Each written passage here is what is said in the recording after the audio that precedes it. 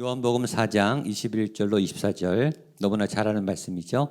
제가 먼저 읽겠습니다. 예수께서 이르시되 여자여 내 말을 믿으라. 이 산에서도 말고 예루살렘에서도 말고 너희가 아버지께 예배할 때가 이르리라.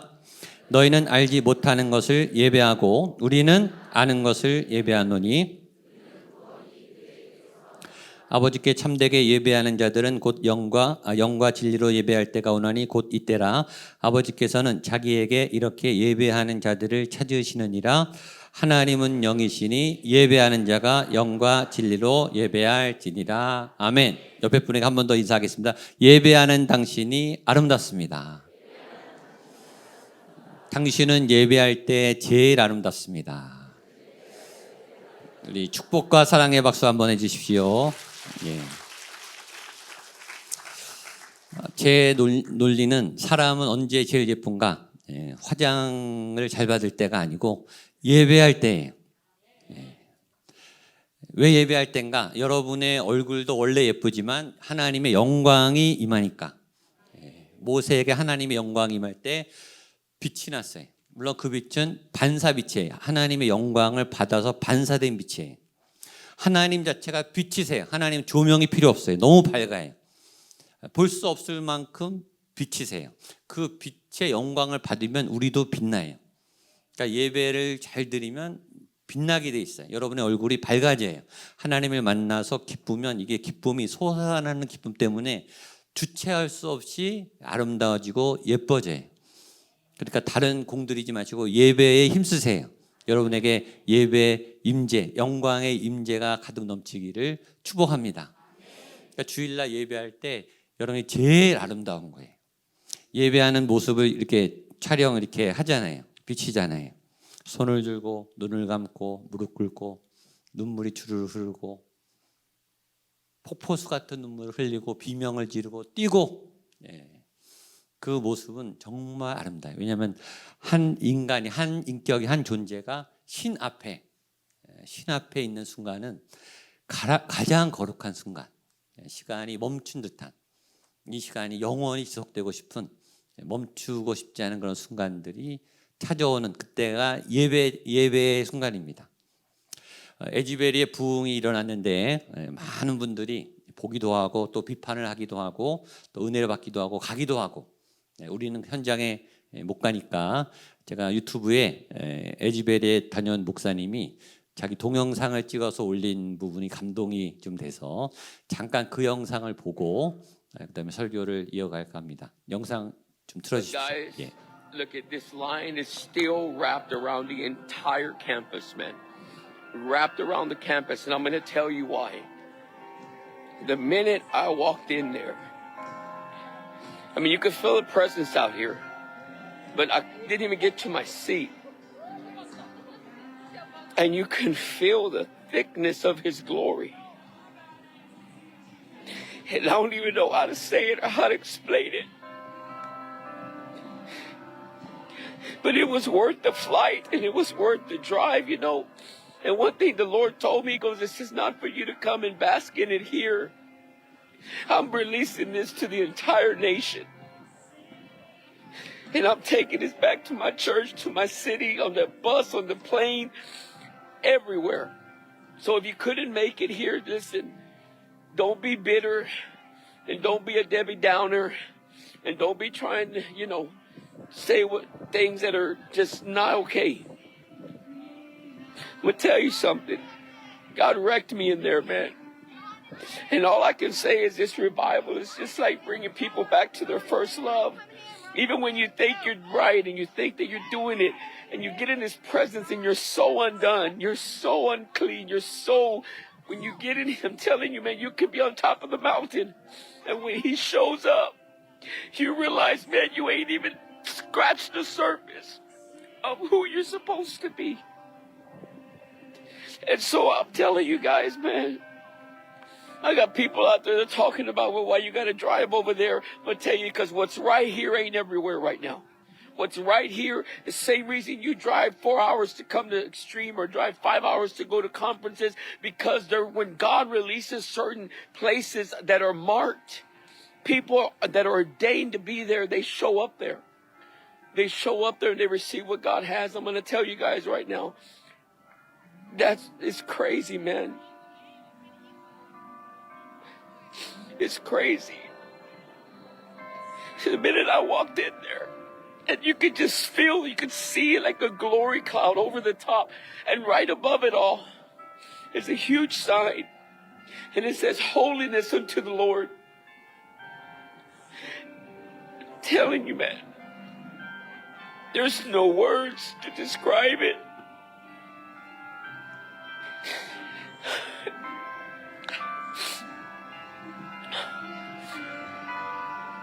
I don't even want to leave, but I got to catch a morning flight. I got a flock to feed.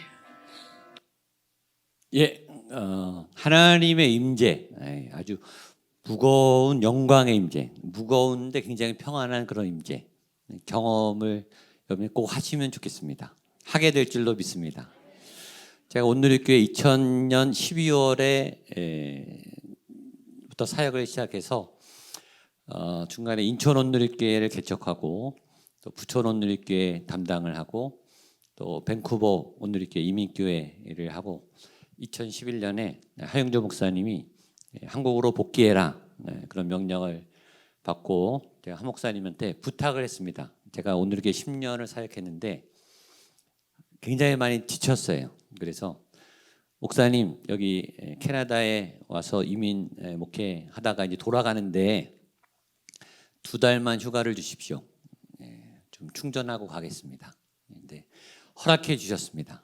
그래서 그 2달을 황금 같은 그 2달을 어떻게 쉬면서 보낼까 하다가 뉴욕에서 한 달, 서부 미국 얼바인 쪽에서 한 달 이렇게 보냈습니다. 뉴욕 가서 뮤지컬도 보고 뭐 맛집도 가고 막 잘 쉬었습니다. 잘 쉬었는데 제가 브루클린 터버너클 교회에 가고 싶었습니다. 제가 총 3번 갔는데 두 번째 갈 때 10시 반인가 예배인데 거기 브루클린 터버너클 교회는 전에 우리 마크 목사님 한번 소개했는데 그 오페라 하우스 그 뉴욕에 있는 그 오페라 하우스를 사가지고 예배당으로 개조한 그런 성전입니다. 본당에 4,000석이 들어갑니다. 근데 세계적으로 굉장히 콰이어가 유명하고 이 콰이어가 에미상을 받을 만큼 굉장히 유명한 콰이어가 있고 예배의 임재가 강하다. 그 짐 신발라 담임 목사님이 불같은 목사님이십니다. 그래서 그 예배를 꼭 가고 싶어서 10시 반 예배인데 제가 한 10시 10분 전에 한 40분 일찍 갔습니다. 40분 일찍 갔는데 본당에 벌써 반 이상 찼더라고요. 전 세계에서 관광버스로 와서 우리 기독교인들이 예배를 많이 드립니다. 근데 제가 본당에 들어가는 순간에 본당 안에 저도 모르게 임재가 느껴지는 거예요.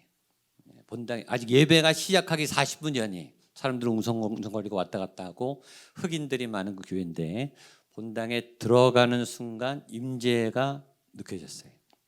뭔가 하나님의 영이 가득 찬 또 뭔가 무겁지만 평안한 그래서 오늘 은혜가 있겠다 그런 마음으로 예배를 앉아서 드렸습니다. 저는 거기 혼자 갔습니다. 딱 혼자 갔고 그 4,000명 중에 저를 아는 사람이 아무도 없어요.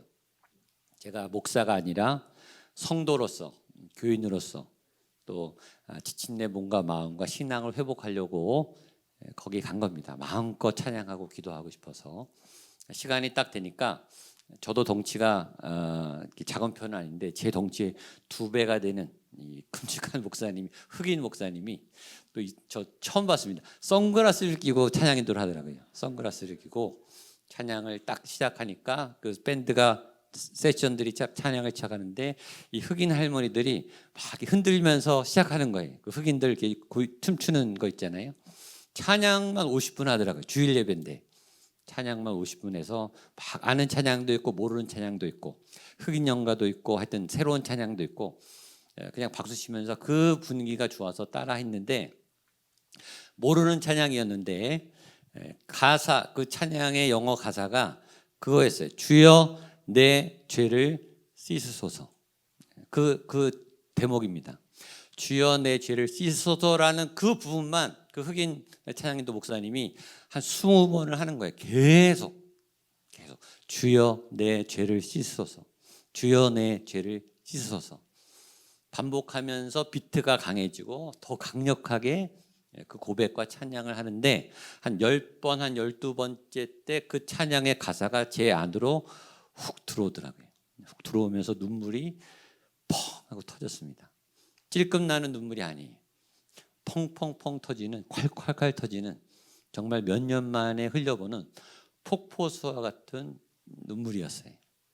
아주 가슴이 후련할 만큼 주여 내 죄를 씻소서. 내가 하나님 앞에 수고하고 사역했고 위로받으려고 갔는데 하나님이 저에게 제 죄를 보게 하시더라고요. 그 하나님의 임재가 강력하니까 제가 잘한 게 아니고 제가 얼마나 더러운 죄인인지, 얼마나 부족한 사람인지 주여 내 죄를 씻어서 그 고백 앞에 제가 회개가 탁 터지면서 막 울기 시작했어요. 근데 막 찬양을 크게 하니까 울어도 괜찮더라고요. 상관없어요. 옆에 사람 모르는 사람이니까. 울음이 가속이 붙으니까 이제 꺼이꺼이 되면서 크게 울어도 괜찮으니까 막 울었어요. 눈을 감고.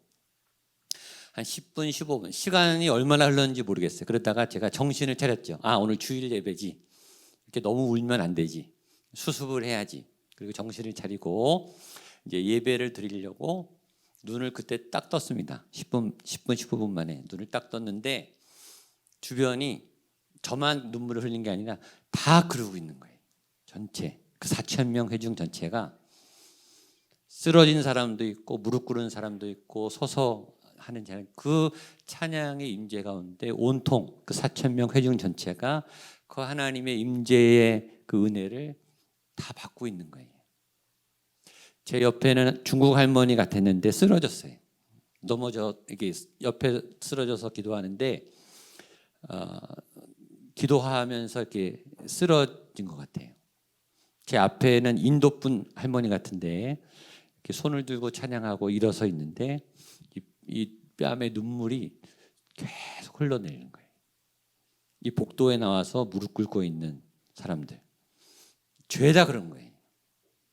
그래서 이 하나님의 임재가 역동하는 살아있는 예배 현장을 봤습니다. 주일 오전에 일어난 예배예요. 그 예배를 드리면서 제가 하나님한테 기도했습니다. 하나님, 저도 이런 예배를 인도하고 싶습니다. 제가 목회하는 교회에서 매주 이런 임재가 나타나기를 원합니다.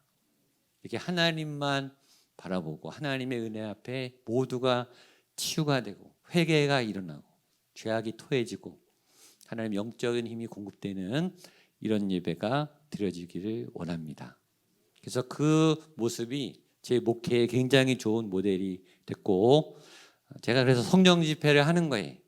어떻게든 여러분들 통해서 이 예배를 통해서 하나님을 만나는 기회를 주는 거죠.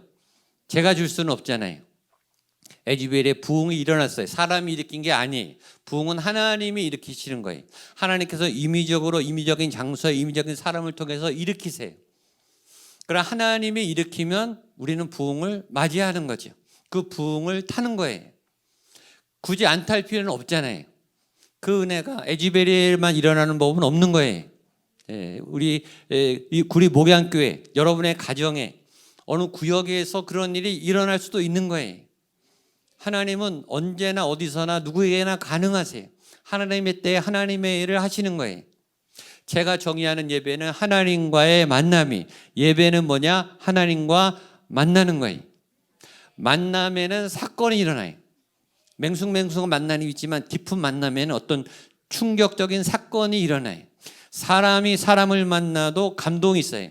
27년 전에 제 아내가 아들을 낳았어요. 저희 맏아들. 아이가 핏덩어리같이 조그만 아이가 태어났는데 얘를 품에 안는데 가슴이 뛰더라고요. 뭔가 말할 수 없는 이 존재가 내 아들이라고 하는 그 존재의 기쁨이 표현할 수 없는 아빠가 된 그 마음에 울렁거리더라고요. 제가 2000년 12월에 그 온누리교회에 들어가게 됐는데 신학교 때부터 온누리교회를 가고 싶었어요. 그때 온누리교회가 제일 부흥했고 배울 게 많았고 모든 목회자들이 가고 싶어하는 교회였기 때문에 갈 기회가 근데 연결이 안 됐었어요. 연결이 돼서 서류 심사를 통과하고 마지막 이제 최종 면접만 보는 게 남았어요. 하영조 목사님을 만나러 가는 거예요. 그러니까 몇 년 동안 기다렸는데 그 소원이 이루어지는 그날 제가 운전을 하고 서민고 온누리교회 강북강변로를 타고 꺾어져서 이렇게 딱 들어가면 온누리교회가 나오는데 그 순간에 제 가슴이요 둥둥거리더라고요. 사람이 사람을 만나도 가슴이 뛰어요. 사람이 사람을 만나도 눈물이 나요. 자, 예배는 하나님과 만나는 거예요. 여러분, 사람이 하나님을 만나면 무슨 일이 일어날까요? 무슨 일이 일어나겠죠. 저는 이 만남을 충격적인 만남, 충돌이라고 보통 강력한 만남이에요. 아주 센 만남이에요. 사람하고 10톤, 이 5톤짜리 트럭, 100km로 가는 5톤 트럭하고 사람이 부딪히면 사람이 죽죠. 그렇죠? 가만히 있지 않아요. 만나면 충격이 일어나요. 하나님은 강력한 전지전능한 빛나는 왕이세요. 강력한 권능을 갖고 계신 분이세요. 그분은 선하고 거룩하세요. 그 거룩한 하나님의 영광의 임재를 죄인이 만나면 무슨 일이 일어날까요? 죄인이 죽겠죠. 그러니까 죄가 사라지는 거예요. 그러니까 하나님의 임재가 임하면 죄사함의 권세가 나타나는 거예요. 보혈의 피를 경험하면 죄의 사함이 일어나는 거예요. 어떤 죄도, 어떤 질병도, 어떤 악도 나만 하지를 못해요. 왜냐하면 너무 강력하니까. 그러니까 하나님을 만나면 반드시 변화가 있다. 그게 제 이론이에요. 어떻게 하나님을 만났는데 인간이 멀쩡한가? 그건 만남이 아니다. 아까 브루클린 터버너클 예배처럼 꼬꾸라지든지 울든지 기도하든지 춤추든지 회개가 일어나든지 뭔가 사건이 일어나야 만남이죠. 근데 우리 주일 예배는 맹숭맹숭하단 말이죠. 세련되단 말이죠. 나이스하게 예배를 드린단 말이죠. 그게 뭐가 중요해요? 형식이 뭐가 중요해요? 형식은 두 번째예요. 찬양대가 있느냐 없느냐는 두 번째예요. 축도를 하느냐 마느냐, 대표 기도를 하느냐 마느냐는 그건 두 번째 얘기예요. 중요한 거는 하나님을 어떻게든 만나야 되는 거예요. 만나서 내 죄의 문제가 해결함을 받고 내 상처와 내 우울과 나를 덮어선 이 어두움의 영이 사라져야 되는 거예요. 그 찬양이든 기도든 말씀이든 관계없어요. 어느 순간에 하나님이 임하실지 모든 에너지와 모든 관심을 거기에 곤두세우고 그 하나님을 향해서 모든 걸 던져야 돼요. 예배 때. 그게 예배예요. 그러니까 우리 주일 낮에 그런 은혜가 있게 되기를 바랍니다. 부흥회 때만 일어나는 게 아니라 그런 현상이 예배하다가 기절하는 분이 나와야 정상이에요. 근데 나오면 이상하게 봐요. 막 개거품을 물고 쓰러지고 막 토하는 분도 있어요. 소리 지르는 분도 있다고요.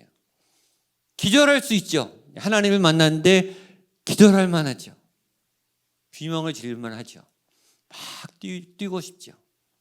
그런 자유로운 하나님께 반응하는 살아있는 예배, 하나님의 영이 막 역사하는 예배, 하나님의 영혼이 내 영혼을 헤집어 놓는 예배, 말씀이 칼이 돼서 찔림을 받는 예배, 죄악이 타들어가는 예배, 쓴뿌리가 갈라지는 예배.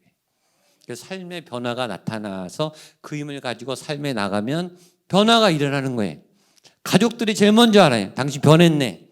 언어가 변했네. 얼굴 표정이 변했네. 말투가 변했네. 모든 근심이 사라지고 묶임이 풀어졌으니까 얼마나 달라지겠어요. 그런 변화를 내가 먼저 알아요. 저도 기억하잖아요. 그 하나님과 만난 그 임재 현장을 지금까지 기억해요. 그 느낌은 지금도 생생해요. 설명할 수 없는 그 신령한 임재의 그 기운이 넘쳐나는 그 은혜를 저는 여러분들에게도 경험시켜주고 싶어요. 매주. 그게 제 소원이, 그게 제 사명이, 저는 그 일을 하고 싶습니다. 그런 은혜에 여러분들 들어가는 그런 예배자가 되시기를 축복합니다.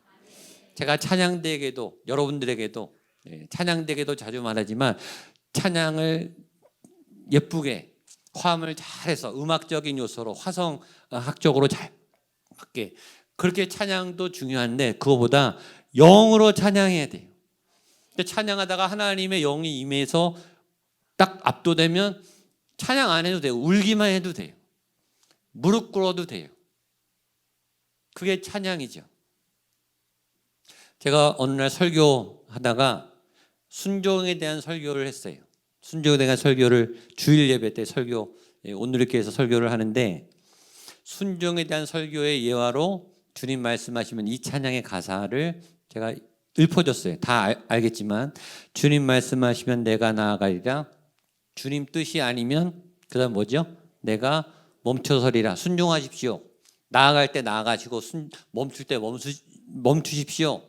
하고 그 가사를 제가 읽는데 주님 뜻이 아니면 내가 멈춰서리라 하는데 제가 설교를 하는 중에 그 가사가 저한테 딱 꽂혔어요. 제가 사역을 너무 많이 벌리고 다니는 저를 딱 보게 하셨어요. 너는 멈춰섰냐? 너도 안 멈추면서 무슨 멈추라고 설교하냐? 하나님이 그렇게 말씀하시는 게 딱 꽂히니까 이렇게 설교하다가 말씀의 칼을 제가 맞고 설교하다가 눈물이 팍 터졌어요. 이 눈물이 또 안 멈추는 거예요. 제가 10분 정도 울었어요. 설교를 멈추고. 그게 CGN으로 생방송되는 예배였어요. 근데 이 눈물이 멈춰지지가 않는 거예요. 설교하다가. 그냥 이 휴지 가지고 그냥 울었어요. 이 수습이 안 돼요. 그런데요, 내가 10분 후에 눈물을 닦고 회중을 보니까요, 다 울고 있어요. 설교를 해야 설교입니까? 설교를 원고대로 해야 설교냐고요. 제게 임한 회개의 임재가 저 자신을 비춘 말씀의 검이 저를 통해 그날 예배한 모든 분들의 영혼을 터치한 거예요. 그러면 되는 거예요. 굳이 설교를 다 듣지 않아도 돼요. 하나님의 영한테 압도당하고 그러니까 하나님의 영을 어떻게든 만나면 되는 거예요. 제가 2013년에 권사님들하고 요코하마 아울리치를 갔어요. 그때 그 권사님들이 워십을 준비했습니다. 금토주일 집회를 했는데 금요일 날 첫날 가자마자 저녁에 집회를 했어요. 집회하기 전에 설교하기 전에 권사님들이 워십 댄스를 했습니다. 나에만 받으소서라는 찬양을 틀어놓고 한국말로 찬양을 틀어놓고 권사님들이 워십 댄스를 하는데 가사가 이래. 오셔서 주님의 처소 삼으소서 나의 전부이신 주여 내 마음을 받으소서. 주님 내 마음을 받아 주옵소서. 한 10명 권사님이 워십 댄스를 하는데 센터에 있는 권사님이 눈물이 터진 거예요. 그 가사에 주님 나의 마음을 받아 주옵소서. 낯선 일본 땅에 우상이 가득한 일본 땅에 딱 와서 이분이 나의 마음을 받아달라고 일본인들 앞에서 워십 댄스를 하다가 이분이 눈물이 터졌어요. 이분이 터지니까 나머지 9명이 줄줄이 터지는 거예요. 눈물이. 그러니까 워십 댄스가 잘 안 됐죠. 이렇게 막 그러니까 울다가 끝났어요. 가자마자. 그런데 그 가사를 일본인들이 하나도 못 알아듣는 찬양인데 거기 한 40-50명의 요코하마에 있는 그 교인들이 다 우는 거예요. 그래서 그날은 별 설교가 필요 없었어요. 그냥 그 워십 댄스로 그냥 이게 흘러갔어요. 그러니까 하나님이 어느 통로를 통해서든 역사하세요. 오늘 집회 때도 어떤 한 분의 눈물을 통해 회개를 통해 하나님의 임재가 흘러나갈 수도 있어요. 그게 나일 수도 있어요. 여러분 이렇게 체면, 자존심, 내 신앙, 내가 권사라는 거, 내가 안수집사라는 거 그건 중요하지 않아요. 그렇죠? 오늘 하나님의 임재가 어느 순간에 어느 분에게 압도적으로 임하면 그냥 반응하세요. 기절해도 괜찮습니다. 옆에서 받아주시면 돼요. 엉엉 울어도 괜찮습니다. 이 눈물이 터져도 괜찮아요. 하나님 앞인데 울면 어때요? 이 예배는 그런 예배예요. 누구도 판단하지 않습니다. 여러분과 하나님이 만나는 그 은밀한 시간을 만나게 되시기를 바랍니다. 오늘 우리가 잘 아는 성경 본문에 여인이 등장합니다. 오늘 목표는 예배이고 예배를 통한 이 여인의 변화예요. 예수님을 만나기 전하고 예수님 만난 다음에 이 여인이 완전히 바뀝니다.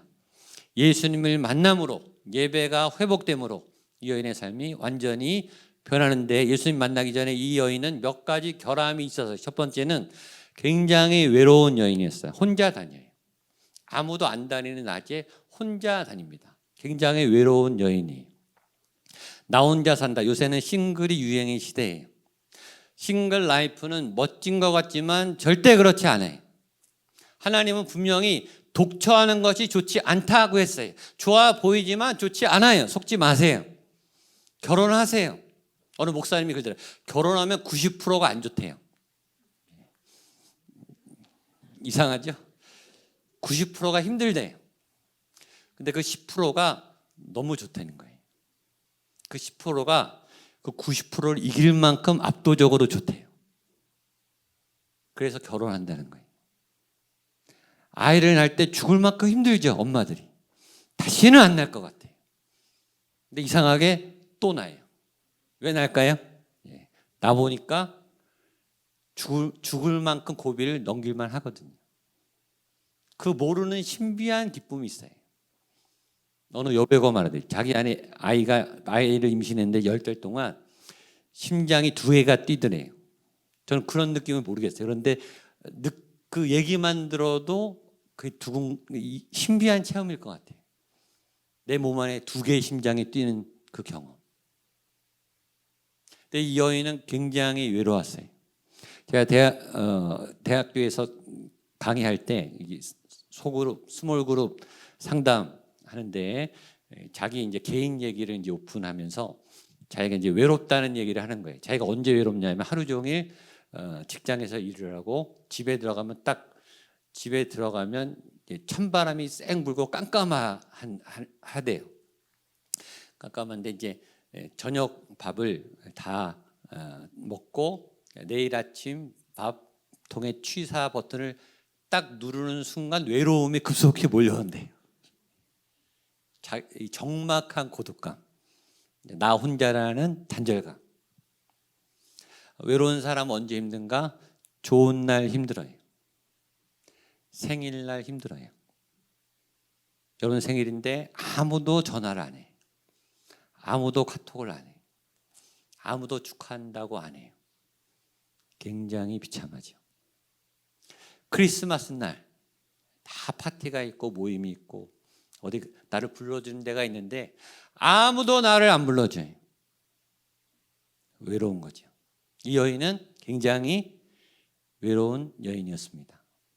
이 여인이 외로움이 심해지니까 그 다음에 무슨 증상이 오냐면 폐쇄 현상이 일어나요. 외로움이 극단으로 가면 폐쇄를 하게 됩니다. 이런 거예요. 너 나한테 연락 안 해? 나도 안 해. 너 나한테 전화 안 해? 나도 안 해. 하고 자기가 먼저 셔터를 내려요. 아예 단절시키는 거예요. 그러니까 하도 누군가의 사랑을 애걸하다가 지치니까 내 편에서 먼저 끊는 거예요. 더 이상 상처받고 싶지 않아서 다른 사람이 연락이 못 오게 끊어버리는 거예요. 근데 이 여인은 지금 폐쇄 단계까지 온 거예요. 너무 외로우니까 다 연락을 끊고 다 만남을 끊고 숨어서 혼자 다니기 시작합니다. 본문에 보면 이 여인은 이름이 있습니까? 없습니까? 이 여인은 이름이 없어요. 이름이 없다는 건 뭘까요? 이름은 있겠지만 존재감이 없는 거예요. 자존감이 없습니다. 이 여인은 탓이 많나요? 당신은 왜 남자인데 나한테 하느냐? 우리는 사마리아 사람이기 때문에 예배를 다른 데서 드려야 된다. 말하는 것마다 원망이 많아요. 말하는 것마다 탓이 많아요. 나는 여자예요. 나는 사마리아 사람이, 나는 이방인이. 우리는 선택받지 못했어요. 모든 면에서 원망이 많고 내가 없는 것을 다른 사람이 가지고 있는 것을 볼 때마다 부러워요. 부러움을 넘어서 분노가 일어나요. 왜 나한테는 저게 없는 걸까? 왜 나한테는 저런 은혜가 없는 걸까? 왜 나한테는 저런 능력이 없는 걸까? 저런 외모가 없는 걸까? 자꾸 비교하고 부러워해. 그것이 이 여인이 가진 여러 문제 중에 하나예요. 또 하나 이 여인의 문제는 삶의 길을 잃었다는 거예요. 오늘 성경에 우리가 읽지 않았지만 보면 이 여인이 굉장히 열심히 살았다는 증거가 있어요. 여기 보면 남편이 이 여인이 5명이 결혼을 했는지 안 했는지 모르겠지만 하여튼 남편이 5명을 거쳤고 6번째 남자를 시도하고 있어요. 결혼은 한 번 하는 거예요. 결혼은 2번 하면 힘들어져요. 결혼은 2번 하면 복잡해집니다. 결혼을 한 번 하고 2번째 하면 큰 상처를 받아요. 자, 근데 이혼하는 분들이 많아요. 결혼 한 번 했는데 실패를 했어요. 재혼을 했어요. 좋아요. 자, 근데 재혼을 했는데 또 이혼을 했어요. 상처가 크겠죠. 3혼까지 가겠는가? 저 같으면 안 합니다. 다시는 결혼하기 싫을 것 같아요. 이 여인은 3번째, 4번째, 5번째를 넘어서 6번째 시도를 하고 있어요. 이 여인은 굉장히 의지가 강한 여인인 것 같아요. 포기를 안 해요. 굉장히 의지가 강한, 생존력이 강한, 아주 박수를 쳐주고 싶은 그런 여인입니다. 근데 문제는 그렇게 몸부림치면서 사는데 다음 결혼도 보장은 안 되는 거죠. 그러니까 이 여인은 치열하게 죽을 만큼 열심히 사는데 거기가 길이 아니라는 걸 알아요. 열심히 산다고 길이 있는 건 아니에요. 최선을 다했다고 길을 찾는 건 아니에요. 이 여인은 인생의 길을 잃었어요. 열심히는 했어요. 최선을 다했어요. 몸부림을 쳤어요. 근데 지금 가고 있는 길도 길이 아니고 어느 길로 가야 될지 도대체 방향을 잃었어요. 교회 다니면서도 방향을 잃을 수 있어요. 하나님을 만나면서도 길을 잃을 수가 있어요.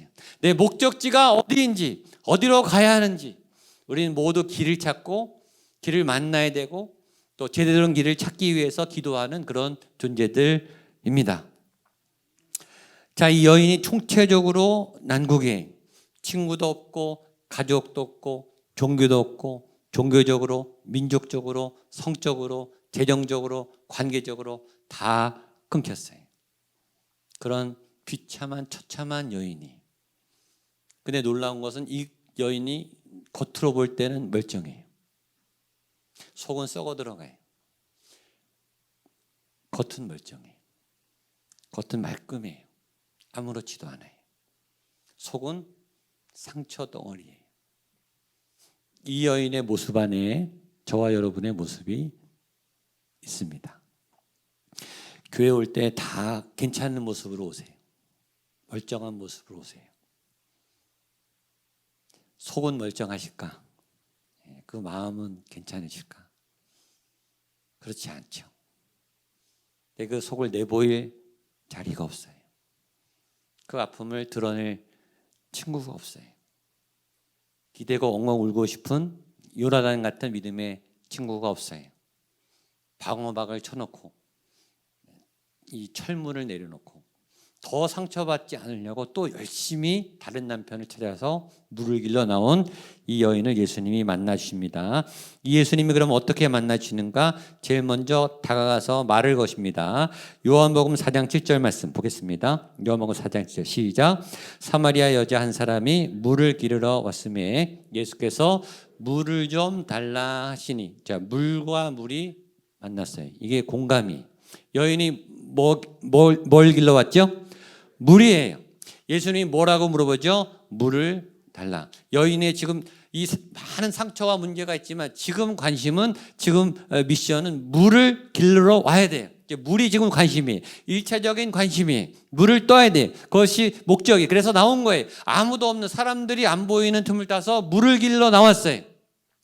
예수님 말해요. 그 물을 달라 라고 말을 해요. 예수님은 여러분의 관심에 관심이 있으세요. 이런 거죠. 너 돈에 관심이 있니? 나도 관심이 있어. 너 건강에 관심 있니? 나도 그래. 너 자녀 교육에 관심 있니? 나도 그래. 너 목표에 관심 있니? 나도 그래. 너 진학에 관심 있니? 나도 그래. 주님이 관심이 없는 데가 어디 있어요? 주님은 다 알고 계시고 다 관심 있으시고 다 전문가세요. 그리고 주님은 거기에 정답을 주세요. 자, 14절로 15절 말씀을 보겠습니다. 14절 15절 시작. 내가 주는 물을 마시는 자는 영원히 목마르지 아니하리니 내가 주는 물은 그 속에서 영생하도록 솟아나는 샘물이 되리라. 15절 여자가 이르되 주여 그런 물을 내게 주사.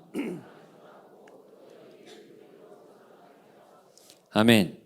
자, 예수님이 말합니다. 너가 물을 찾으러 왔는데 네 물은 목말라. 내가 주는 물은 목마르지 않아. 네가 생각하는 돈의 해법은 목말라. 돈이 또 필요할 거야. 내가 주는 돈의 문제는 돈이 필요하지 않게 될 거야. 네가 생각하는 자녀 교육의 문제는 목말라. 그건 답이 아니야.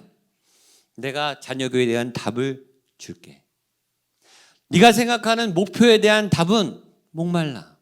그 목표를 이뤄도 그 꿈을 이뤄도 또 목마를 거야. 다음을 향해 또 너는 인생을 낭비할 거예요. 주님은 정답을 주세요. 해답을 주세요. 주님이 우리의 문제에 답을 주실 때 여러분이 그 답을 얻게 되기를 축복합니다. 일단 이 표면적인 문제가 해결됐어요. 이 여자가 일단 이 물에 대한 문제가 있었는데 예수님이 물에 대한 해답을 주세요. 이 문제가 해결되자마자 주님이 뭐라고 말하냐면 네 남편을 불러와라 이렇게 말합니다. 16절 말씀을 읽겠습니다. 시작. 이르시되 가서 내 남편을 부르라. 남편이란 말을 때 이 여인은 놀랐을까요? 안 놀랐을까요? 소스라치게 놀랐을 거예요. 왜냐 남편은 이 여인의 가장 밝히기 싫은 상처예요. 그렇죠? 남편이 6번째니까 누구한테 말해도 말하고 싶지 않은 가리고 싶은 지우고 싶은 깊고 깊은 상처예요. 그걸 예수님이 일부러 탁 하고 건드리신 거죠. 자, 표면적인 문제, 증상, 이 물에 대한 목마름이 해결되니까 예수님이 심리적인 문제, 관계적인 문제, 남편에 관한 문제를 탁 건드리십니다. 때로 여러분 주일날 설교 시간에 찬양 시간에 하나님이 여러분의 상처를 일부러 건드리세요. 아픕니다. 아픈데 건드리세요. 건드리시는 이유는 뭘까요? 여러분의 상처를 건드리는 이유는 뭘까요? 여러분의 자존심을 건드리는 이유는 뭘까요? 예수님이 고쳐주시려고 하는 거예요. 예수님이 칼을 댄 거니까 그냥 아프지만 드러내세요. 여인이 부인합니다. 난 남편이 없습니다. 예수님이 뭐라 그러죠? 맞다. 남편이 없지. 6번째지. 남편이 많지. 많은 거는 없는 거예요. 너무 많아요. 재주가 너무 많아요. 관심이 너무 많아요. 잘하는 게 없는 거예요. 산만해요. 집중을 못해요. 많이 해요. 뭘 잡다하게 해요. 많은 거는 없는 거예요. 하나라도 제대로 있는 게 좋아요. 그러면서 이 남편 얘기를 막 하다가 이번에는 이 여인이 자기 안에 새로운 궁금증이 생깁니다. 19절로 20절 같이 보겠습니다. 시작. 여자가 이르되 주여 내가 보니 선지자로소이다. 우리 조상들은 이 산에서 예배하였는데 당신들의 말은 예배할 곳이 예루살렘에 있다 하더이다. 지금 예수님이 심리치료를 하는데 처음에 물 얘기했죠. 그다음에 남편 얘기 건드렸죠. 남편 얘기를 하다가 이 여인의 입에서 이 상처난 이 여인의 입에서 갑자기 예배 얘기가 턱 튀어나와요. 표면적인 얘기, 심리적인 얘기, 그다음에 영적인 얘기. 자기도 모르게 자기 안에 예배에 대한 갈망이 있었다는 게 타올라요. 자기도 몰랐을 거예요. 그러니까 여러분 안에 깊은 내면의 갈증은 여러분도 모를 수 있어요. 이런데 예배를 통해서 이런 영적인 대화를 통해서 말씀을 통해서 하나님이 이렇게 쿡 하고 찌르세요. 이 목마름의 문제 같았는데 물의 문제 같았는데 영적인 문제예요. 돈의 문제 같은데 영적인 문제예요. 자녀의 문제 같은데 영적인 문제예요. 건강의 문제처럼 보여요. 진로의 문제처럼 보여요. 그러나 보일 뿐에 그건 증상이에요. 이 속에 영적인 문제가 있는 거예요. 이 영적인 문제가 풀리면 풀어져요. 자, 그래서 예배에 대한 얘기를 막 해. 그러다가 그 얘기가 오늘 본문에 읽은 본문이고 26절 보겠습니다. 26절 말씀 같이 보겠습니다. 시작. 예수께서 이르시되 내가 말하는 내가 그라 하시니라. 예배 얘기를 하다가 메시아 얘기가 나왔어요. 그러니까 이 여인의 진짜 속에 있는 갈망은 메시아에 대한 갈망이었어요. 구원에 대한 갈망이었어요. 영적인 것에 대한 해갈이었어요.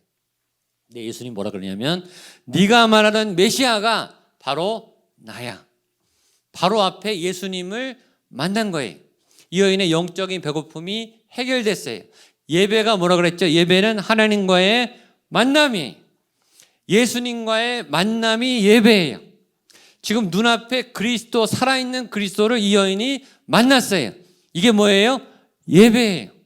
예배하는 순간, 하나님을 만난 순간, 하나님의 영이 배고픈 이 여인에게 채워지는 순간, 이 여인에게 급속한 세 가지 변화가 일어납니다. 28절, 29절 같이 읽겠습니다. 시작. 여자가 물동이를 버려두고 동네로 들어가서 사람들에게 이르되 내가 행한 모든 일을 내게 말한 사람을 와서 보라, 이는 그리스도가 아니냐 하니. 첫 번째, 이 여인은 물동이를 버렸습니다. 따라서 물동이를 버립니다. 예배하면 물동이를 버리게 됩니다.